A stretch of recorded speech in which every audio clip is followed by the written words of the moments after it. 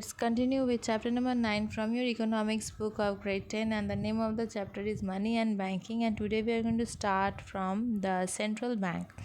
In every modern economy nowadays, there is a bank which occupies a special position.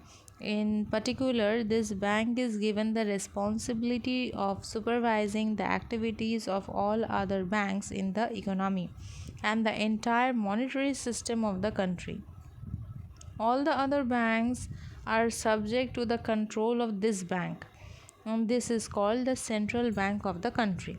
The central bank itself is subject to all, or you can say overall control of the government. Its chief executive is appointed by the government. Like in India, we are having the Reserve Bank of India. It is the, you can say, Reserve Bank of India is India's central bank. In England, the Bank of England. In USA, we are having the Federal Reserve Board. In Germany, they are having Reichsbank, etc. Are the central banks of their respective countries. So what kind of functions this central bank play? First is issuing paper notes. A particular function of the central bank is to issue paper notes.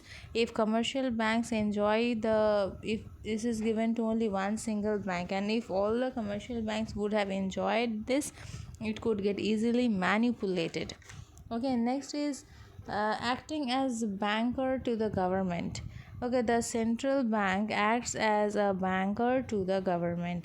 The government maintains an account with the central bank, just as individual keeps an account with the commercial bank. All incomes of the government are deposited in this account. All the expenses of the government are incurred out of this account. If necessary, the government can borrow from the central bank, and besides, the central bank is in charge of managing the government's public debt. That is, it sells government bonds to the publics, and you can say pays regular interest and repays the loan after the maturity date. Next, we are having the third important point is acting as banker to banks and lending the last resort.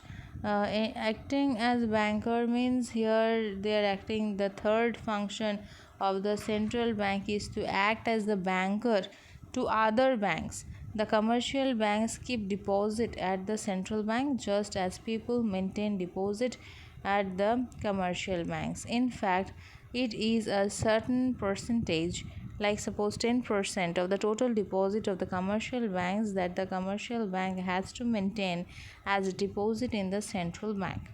Okay, and again, just as the public can borrow from commercial banks can borrow from the central bank if they need loans and cannot raise the money from any other sources.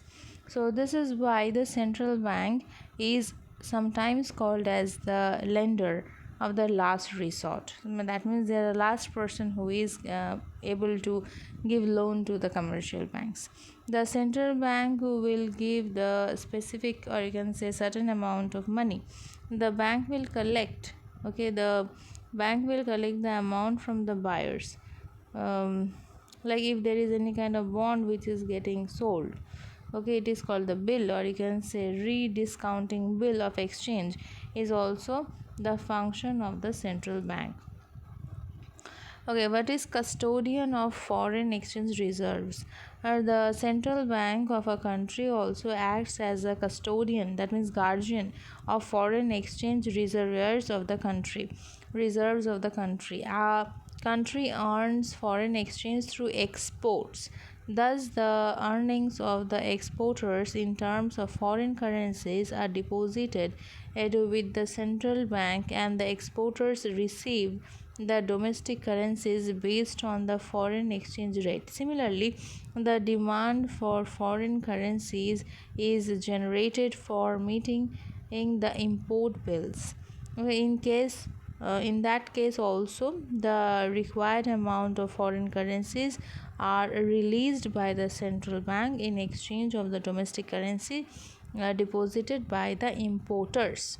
So these are the important functions which we can say the central bank is taking care of. Hopefully you understood till this much. Thank you.